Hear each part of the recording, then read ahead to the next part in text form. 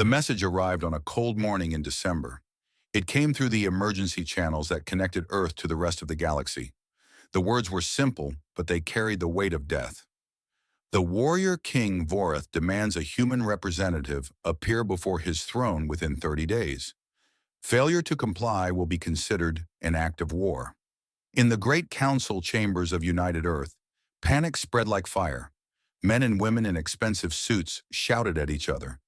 Military officers demanded immediate action. Politicians wanted to delay and negotiate. But everyone in that room knew the truth that nobody wanted to say out loud. The Thrakvel Empire had never negotiated with anyone. In 400 years of conquest, they had destroyed over 200 species. When the Thrakvel summoned you, you had two choices. You could submit and become their slaves, or you could fight and die. Humanity had joined the Galactic Concord only 12 years ago. They were newcomers in a galaxy full of ancient civilizations. Most species looked at humans the way adults look at children playing with dangerous toys. Humans were curious, creative, and completely unaware of how small they really were. The Thrakvel were the opposite. They were giants. Their warriors stood 8 feet tall with 4 powerful arms and skin like armor. Their jaws were lined with tusks that could tear through metal. They had built their empire on a simple belief: the strong survive and the weak deserve to die. Admiral Chen slammed his fist on the table. We send our fleet. We show them that humanity will not bow to anyone. Our fleet? Senator Williams laughed bitterly. Our entire navy would last maybe 3 hours against the Thrakvel. They have ships older than our civilization. Then what do you suggest? We surrender? The arguing continued for hours. Nobody could agree on anything. Some wanted to fight. Some wanted to run. Some wanted to hide and hope the Thrakvel would forget about them. It was during the 7th hour of debate that a quiet voice spoke from the back of the room. Send me. Everyone turned to look at the speaker. She was a woman in her late 50s with gray hair and calm eyes. She wore a simple dark suit and carried herself with the confidence of someone who had seen terrible things and survived them. Her name was Dr. Eleanor Vance. She had spent 30 years as a hostage negotiator before becoming a diplomat. She had talked down terrorists, calmed angry mobs, and resolved conflicts that everyone said were impossible to resolve. Her greatest achievement was ending the Centauri mining rebellion without a single death on either side. Admiral Chen shook his head. With respect, Dr. Vance, this is not a negotiation. The Thrakvel do not talk. They kill. Everyone talks, Eleanor said. Even killers, especially killers. They just need a reason to listen. And what reason will you give them? You are one small human woman. Vorith has killed thousands of warriors stronger than you. Eleanor smiled slightly. That is exactly why I should go. I am not a threat. I am not a warrior. I am something the Thrakvel have never seen before, and that makes me interesting. The council debated for 3 more days. In the end, they agreed to send Eleanor for one simple reason. Nobody else wanted to go. Eleanor spent the next 2 weeks preparing. She did not study weapons or fighting techniques. Instead, she read everything ever written about the Thrakvel. She studied their history, their culture, their beliefs, and their language. She watched recordings of their battles and their ceremonies. She learned the names of their heroes and the stories of their greatest victories. She noticed something that nobody else had seen. In the Thrakvel language, the word for respect and the word for fear were exactly the same. To them, being feared and being respected were identical. This told her something important about how they saw the universe. Other ambassadors from the Galactic Concord came to warn her. A tall insect-like creature named Ambassador Crix spoke for all of them. You do not understand what you are walking into, human. Vorith has ruled for 400 years. He has never shown mercy. He has never lost a battle.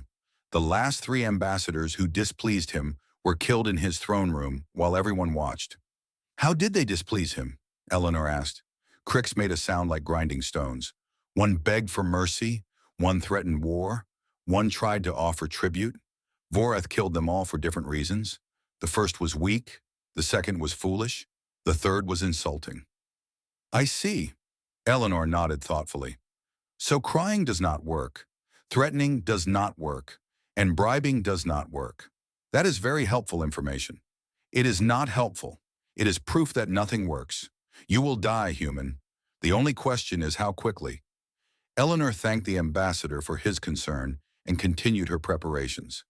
On the day of departure, she boarded a small shuttle alone. Earth military had offered to send a fleet with her for protection. She refused. She said that bringing weapons would send the wrong message. The generals thought she was crazy. Maybe she was. The journey to Keth Mar took 6 days. Eleanor spent the time reading and thinking. She carried only 2 things with her. One was a data pad containing information about human history. The other was a small case that she kept locked and hidden.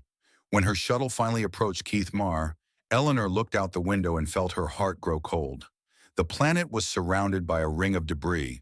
But this was not natural debris like asteroids or dust. These were ships. Thousands and thousands of destroyed ships from 1,000 different species. They formed a graveyard that circled the entire planet like a warning sign. This is what happens to those who oppose us, the ring seemed to say. This is your future if you make the wrong choice. Eleanor studied the wreckage as her shuttle descended. She recognized ships from species she had read about, the crystalline vessels of the hegemony, the organic pods of the Vreen Collective, the massive battleships of the Korath Alliance, all of them destroyed, all of them forgotten. Her pilot, a young man named James, looked pale and sick. Dr. Vance, are you sure about this? We could turn back. We could say there was engine trouble. No, Eleanor said calmly. We could not. If we turn back now, the Thrakvel will see it as weakness. They will attack Earth within a month. But if we land, they might kill you. They might. Eleanor turned away from the window. But they also might not. And that possibility is the only chance our species has. The shuttle passed through the ring of dead ships and began its descent toward the surface. Below them, the fortress world of Keth Mar spread out like a wound on the face of space. Dark mountains and black oceans covered the surface. Cities built from stone and metal rose like teeth from the ground. At the center of the largest city stood the Palace of Bones. It was a massive structure built from the remains of fallen enemies. Every wall, every tower, every staircase was made from the skeletons of those who had challenged the Thrakvel and lost. Eleanor looked at the palace and took a deep breath. In a few hours, she would stand before the most dangerous being in the galaxy.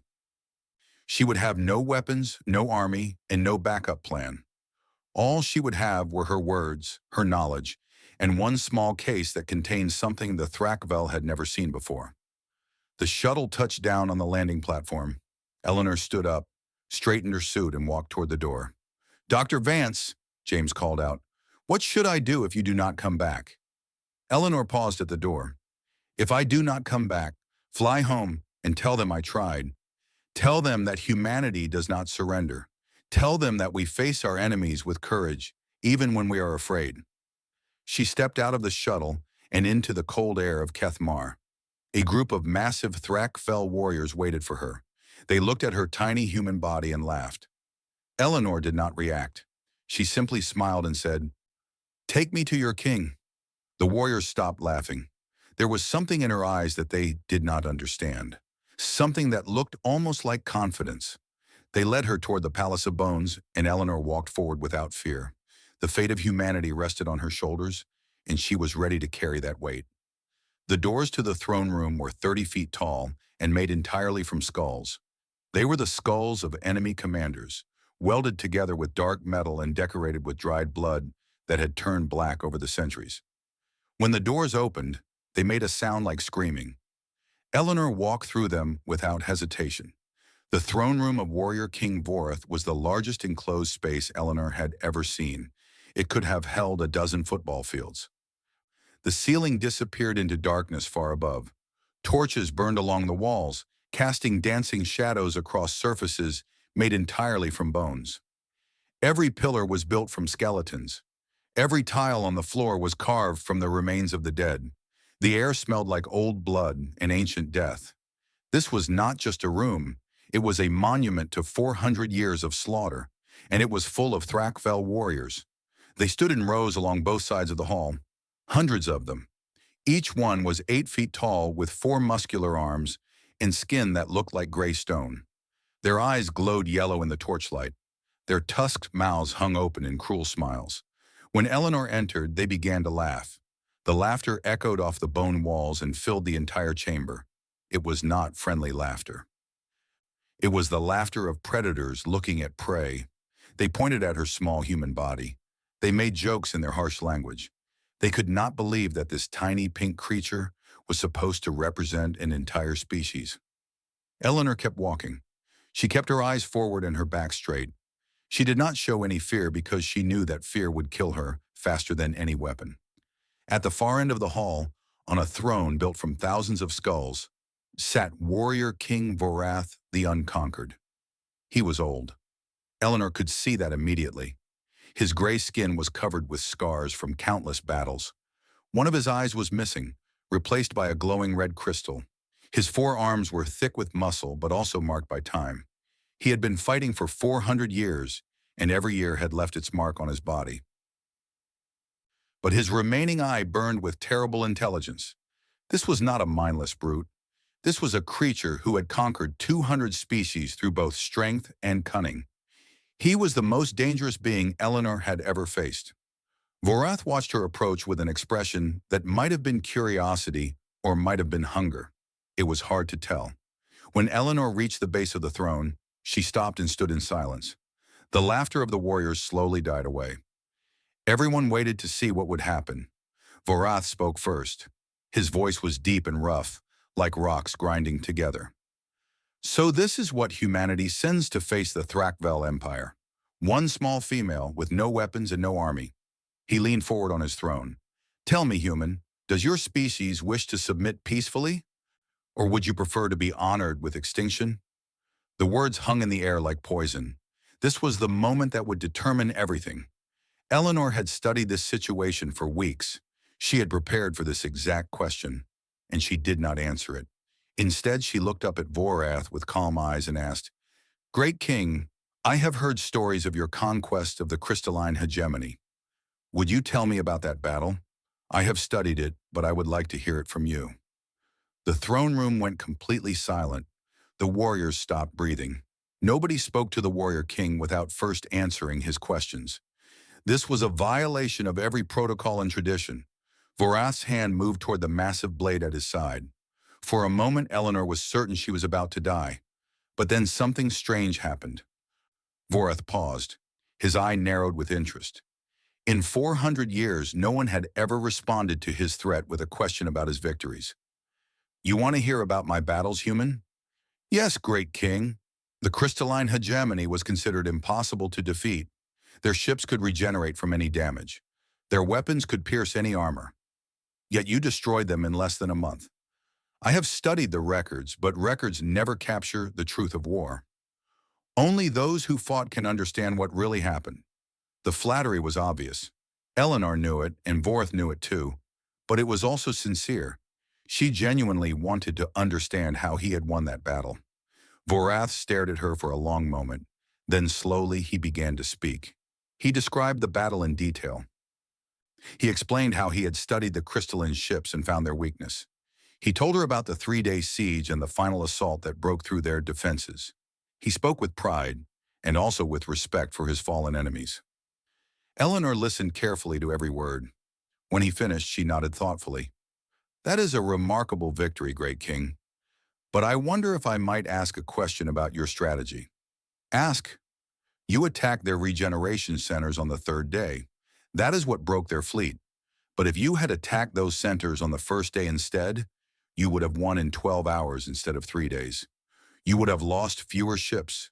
Fewer warriors would have died. The throne room went deathly quiet again. Eleanor had just criticized the greatest military commander in galactic history. The warriors looked at each other with horror in their eyes. Several of them put their hands on their weapons. Vorath's face was impossible to read. You think you understand war better than I do, human? No, great king. I think I understand war differently. Humans have been fighting each other for thousands of years. We have studied war not just to win, but to understand. We have analyzed every battle and every strategy. We have learned from our mistakes and from our victories. She reached into her case and pulled out a book. It was old and worn, bound in leather. The title was written in both human and Thrakvel languages. This is a gift for you. It is called The Art of War. It was written by a human general named Sun Tzu over 2,000 years ago. Many humans consider it the greatest book ever written about combat and strategy. She placed the book on the steps of the throne. Then she pulled out several more books. These are studies of other human warriors. Alexander of Macedonia, who conquered an empire before he was 30 years old. Genghis Khan, who built the largest land empire in human history. Napoleon Bonaparte, who defeated armies twice his size through speed and surprise. And many others. Vorath looked at the books with an expression Eleanor could not identify. You bring me words instead of weapons. You bring me paper instead of tribute. Why? Eleanor smiled. It was not a nervous smile or a fearful smile. It was the smile of someone who knew something important. Because, Warrior King, humanity's most dangerous weapons have always been ideas. We are not the strongest species in the galaxy. We are not the fastest or the toughest, but we think differently than anyone else. We find solutions that others never consider, and I am here to show you that you have been fighting the wrong war your entire life. The words echoed through the throne room. Every warrior heard them. Every advisor and general heard them, and Vorath heard them most clearly of all. He should have killed her. By every law and tradition of his people, he should have cut her down where she stood. She had entered his throne room, refused to answer his question, criticized his tactics, and then insulted his entire way of life. But Vorath did not kill her.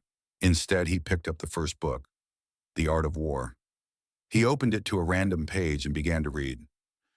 The throne room remained silent as the most powerful being in the galaxy read words written by a human who had died thousands of years ago. After several minutes, Vorath looked up. His expression had changed.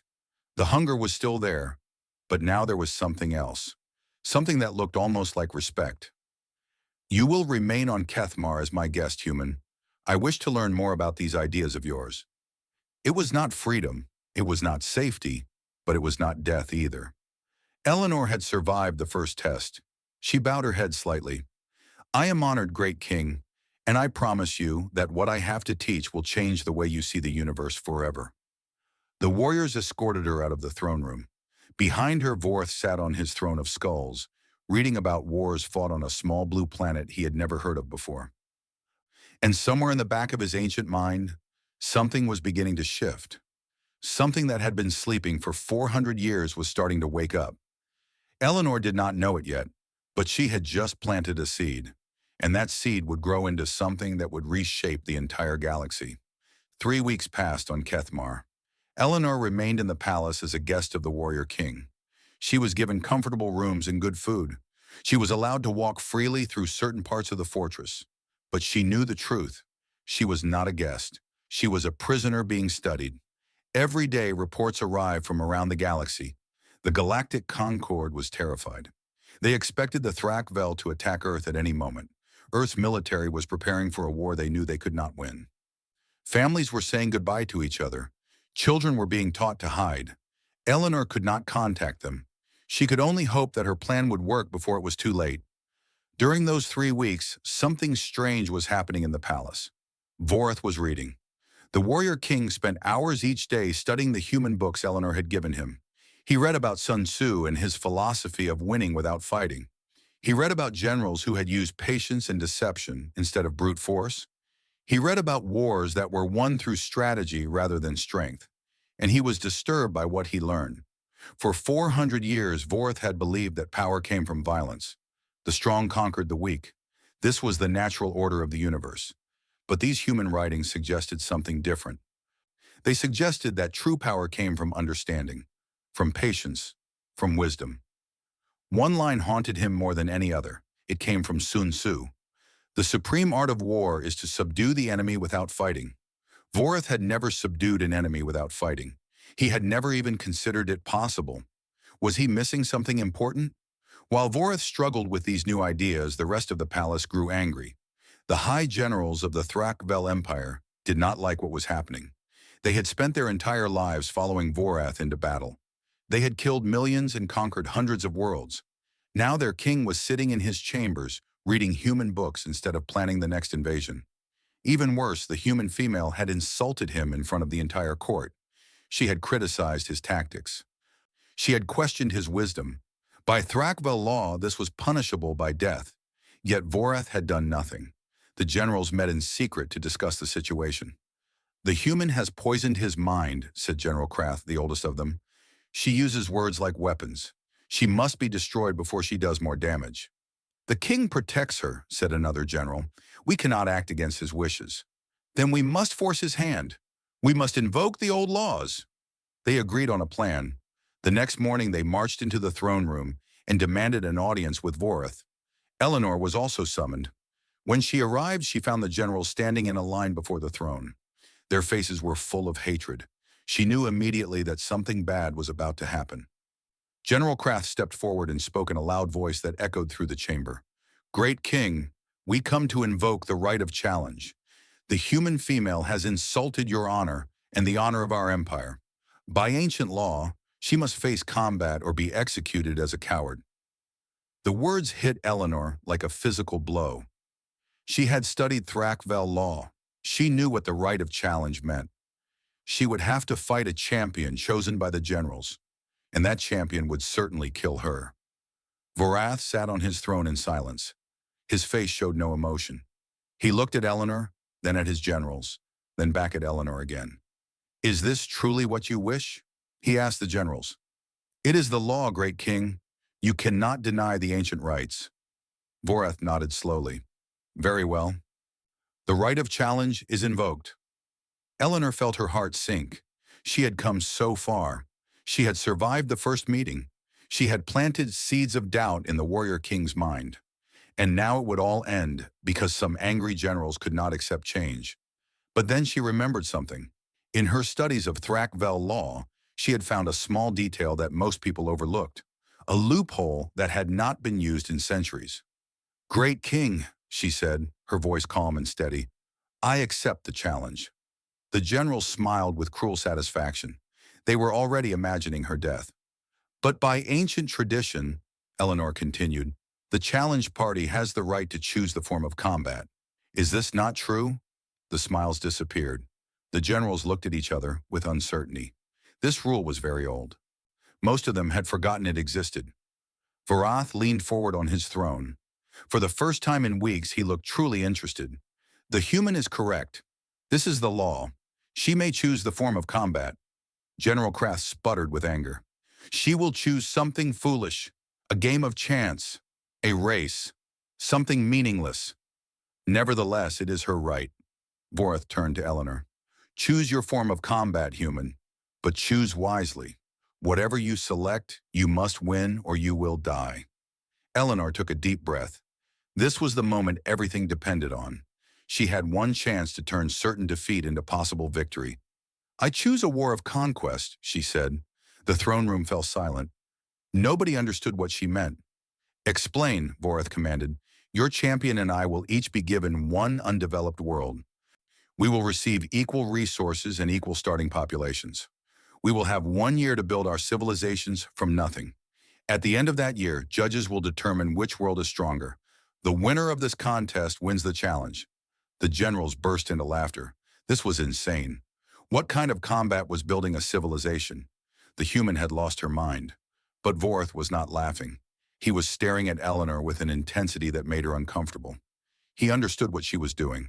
She was challenging the very foundation of Thrakvel belief. She was saying that true strength was not about destruction, it was about creation. "This is ridiculous," General Krath protested. "This is not combat. This is not war." "Is it not?" Eleanor replied. "War is a contest between civilizations. The goal of war is to make your civilization survive and thrive while weakening your enemy. What I propose simply removes the fighting and goes straight to the result. After 1 year, we will see whose civilization is truly stronger. Is that not what war is supposed to determine?" The logic was difficult to argue with. The generals tried anyway, but Vorath silenced them with a gesture. "I accept this form of combat," the warrior king said. "It is unusual, but it follows the spirit of our laws. General Mokhtar will be your champion. He has conquered more worlds than any living Thrakvel except myself." General Mokhtar stepped forward. He was enormous even by Thrakvel standards. His body was covered with battle scars. His forearms looked strong enough to tear a human in half without effort. He looked down at Eleanor with contempt. "I will crush you, human. I will build a fortress world that will make Cathmar look like a village. And when I win, I will personally tear you apart with my bare hands." Eleanor looked up at him without fear. "I look forward to seeing what you can build, General. I truly do." The challenge was set. Two worlds would be prepared on the edge of Thrakville space. In 3 months, both competitors would begin their year of building. The entire galaxy would watch. As Eleanor was escorted back to her rooms, she passed a young Thrakville female standing in the shadows. This was Kira Thal, Voreth's youngest daughter. She had been watching the entire confrontation. Kira Thal stepped into Eleanor's path. Unlike the other Thrakville, her eyes held no hatred, only curiosity. "You are either very brave or very foolish human," she said quietly. "Perhaps both," Eleanor admitted. "Why did you choose this form of combat? You cannot possibly win. Mokhtar has built military empires across a dozen worlds. You have built nothing." Eleanor smiled.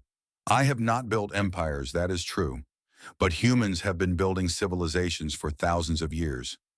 We have learned what makes societies succeed and what makes them fail. Mokhtar knows how to conquer.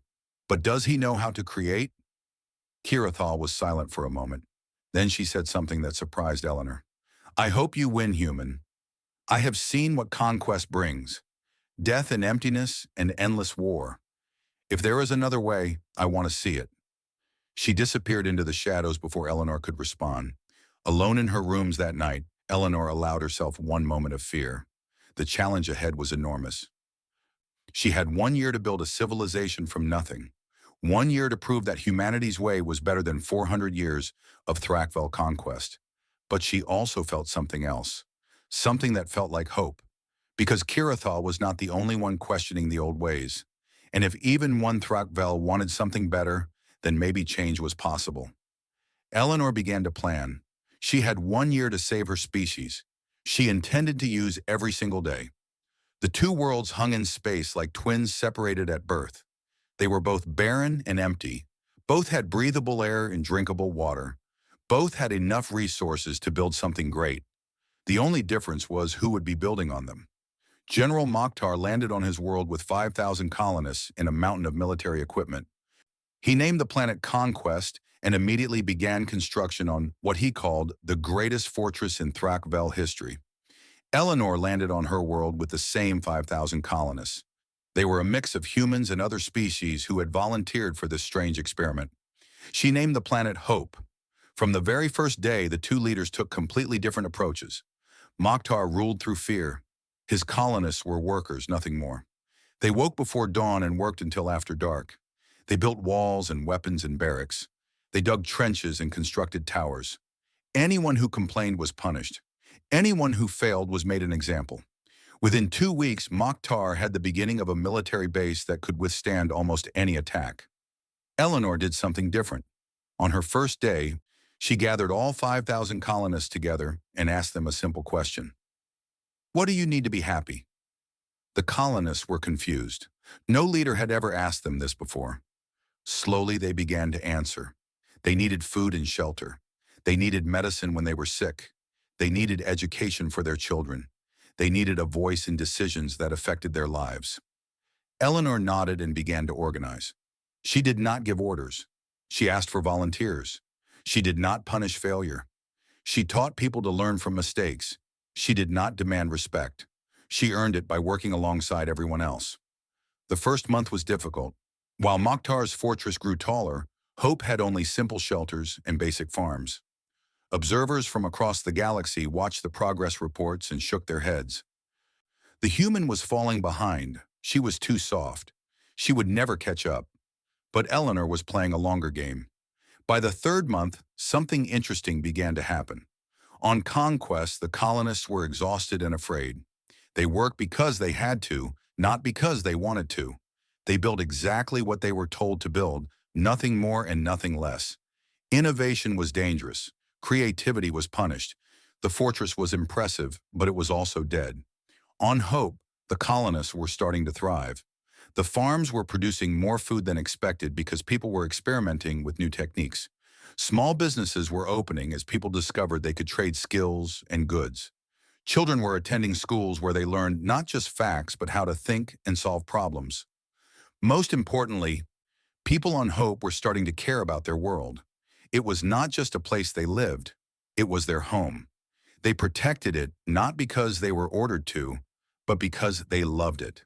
By the sixth month, the differences were becoming impossible to ignore. Mokhtar's world had a massive military complex, but very little else. The colonists did the minimum required to survive. They hoarded resources and trusted no one. Several small rebellions had already been crushed with brutal force. The population was stable, but morale was destroyed. Hope was transforming. The original shelters had grown into proper houses. The farms had expanded into agricultural networks. A hospital had been built, staffed by volunteers who had learned medicine from human teachers. New technologies were being developed as people combined ideas from different species, and the population was growing. People were having children because they believed in the future. They saw Hope as a place worth building. Vorth watched the progress reports with growing unease. He had expected Mokhtar to dominate the competition. Instead, the general was struggling while the humans seemed to grow stronger every month. How was this possible? Mokhtar had more military power. He had better weapons. He had centuries of experience in conquest. Yet his world was stagnant, while the humans' world was flourishing. Kirathal visited her father one evening. She found him sitting alone, staring at the reports from both worlds. "You seem troubled, father." "I am trying to understand something," Vorath admitted. "The human has no army, no weapons, no fortifications. By every measure we use, she is weak. Yet her world grows stronger, while Mokhtar's world grows weaker. How can this be?" Kirathal sat beside him. "Perhaps our measures are wrong. Perhaps there are kinds of strength we have never considered." Vorath was silent for a long time. Finally, he spoke words that surprised even himself. "In 400 years of conquest, I have built the greatest empire the galaxy has ever seen.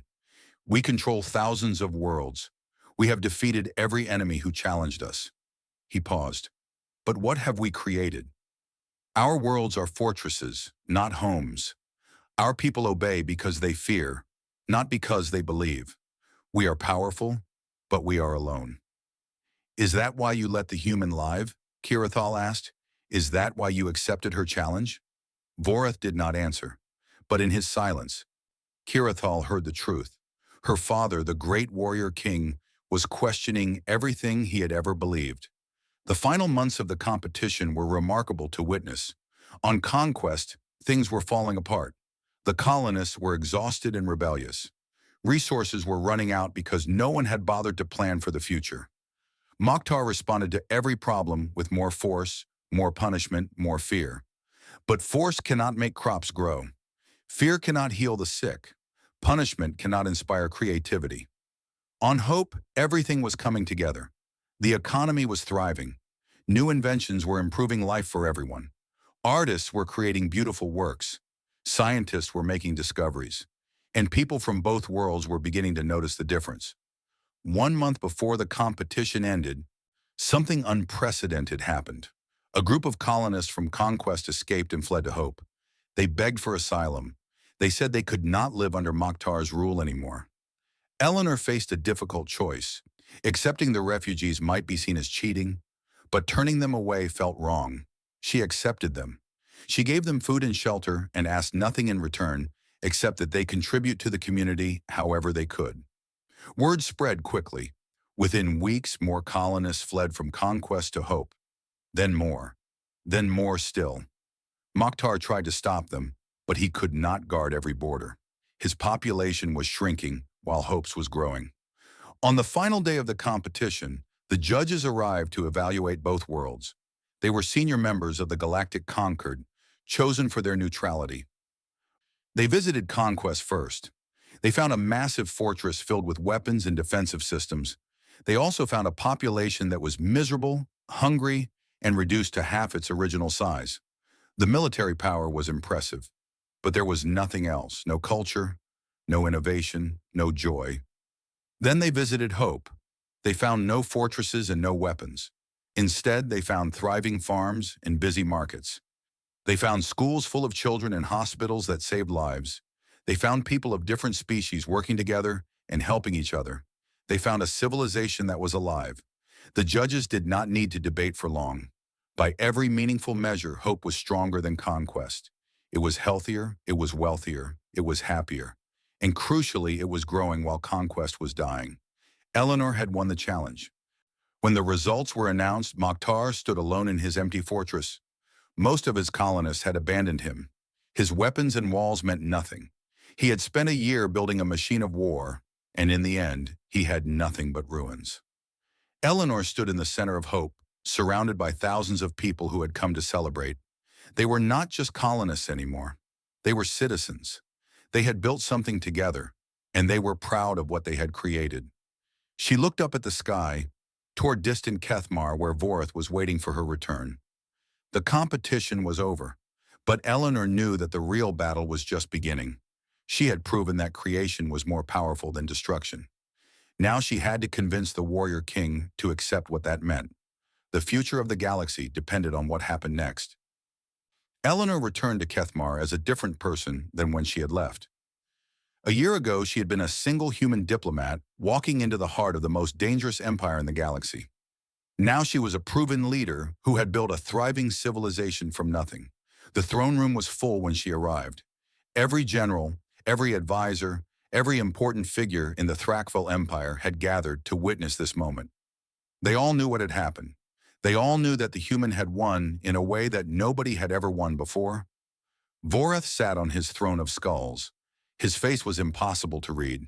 He watched Eleanor approach with the same intense gaze he had shown her over a year ago. Eleanor stopped at the base of the throne and stood in silence. She did not bow. She did not show fear. She had earned the right to stand as an equal. The throne room waited. Nobody spoke. Nobody moved. The tension was thick enough to cut with a blade. Finally, Vorith rose from his throne. He descended the steps slowly, his ancient body moving with deliberate purpose. When he reached Eleanor, he towered over her tiny human form. His shadow fell across her like darkness. "You have won the challenge," Vorith said. His voice echoed through the silent hall. "By our laws, you are victorious. The honor of the Thrakvel is satisfied." There was a murmur from the crowd. Some of the generals looked relieved. They expected things to return to normal now. The human had won her game, but nothing would really change. But Vorith was not finished.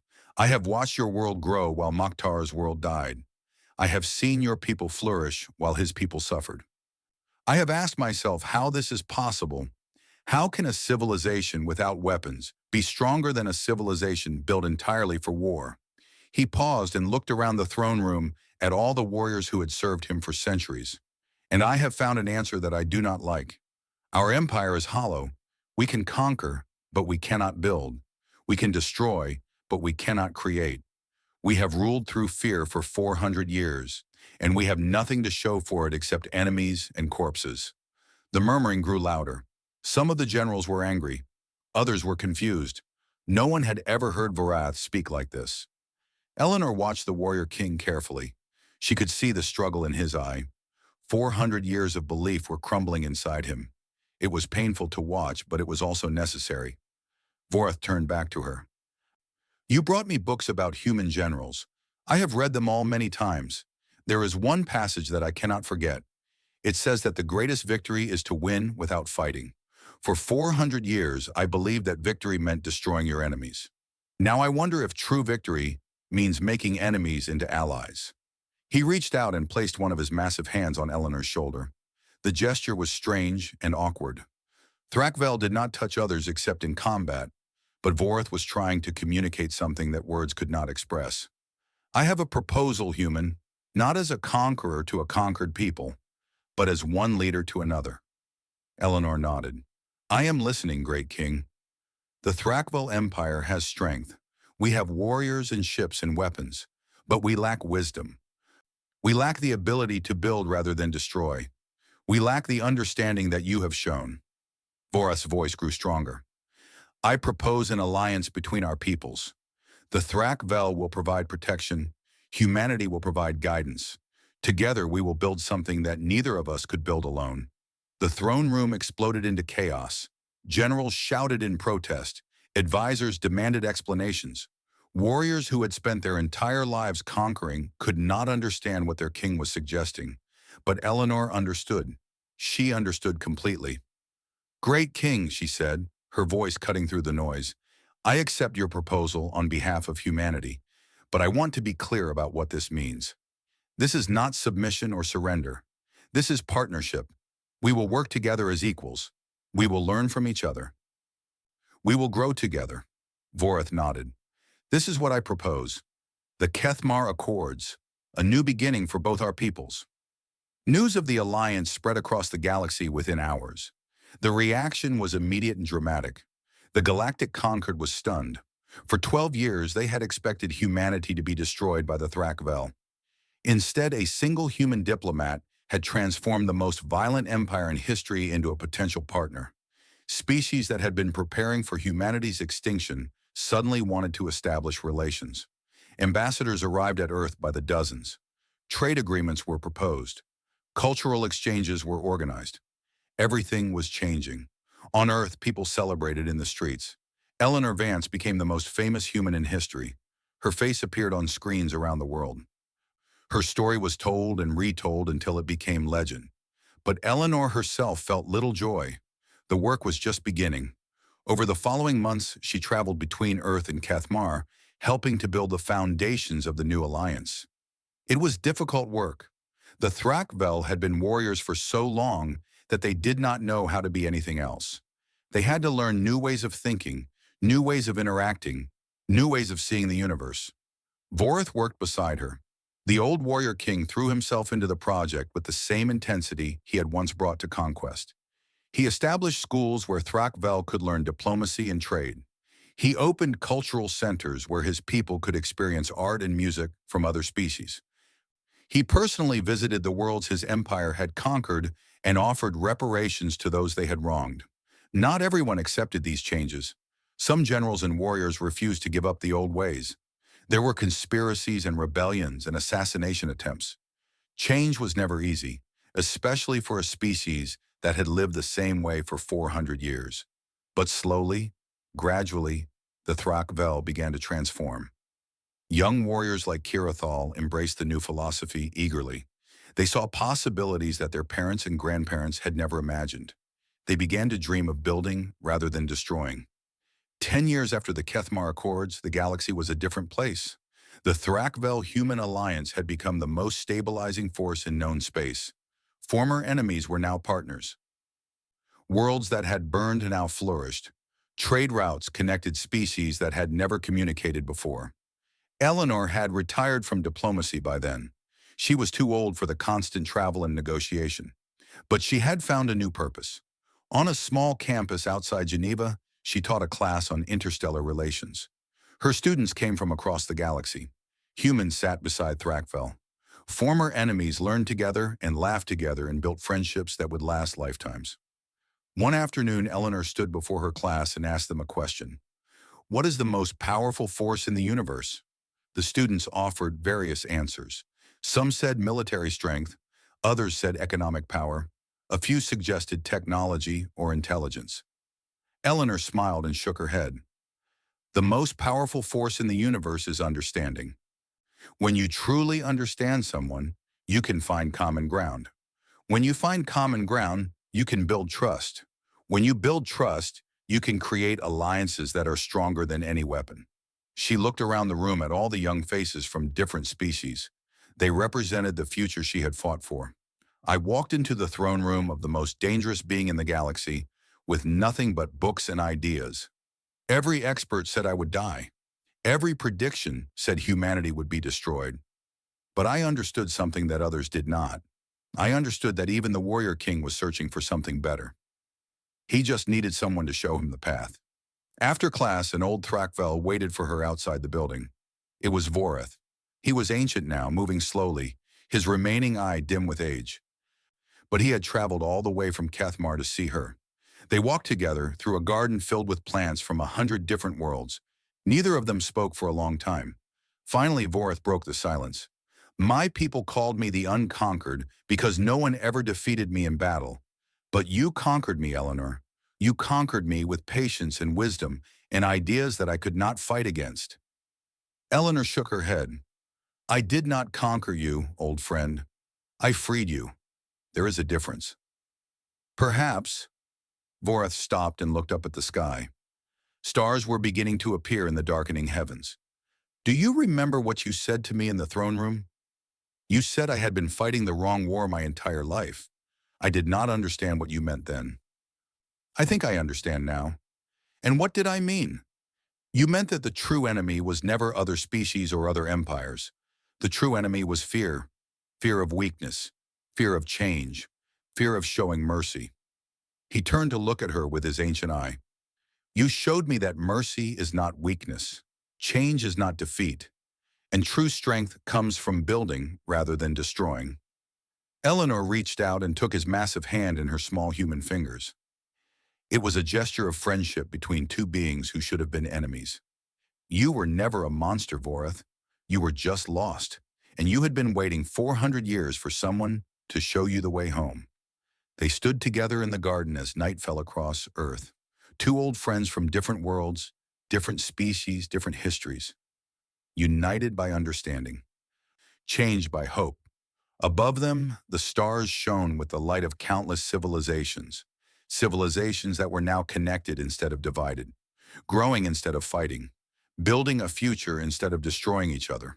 All because one human woman had walked into the court of bones and refused to be afraid. The galaxy would never be the same again, and that was exactly as it should be.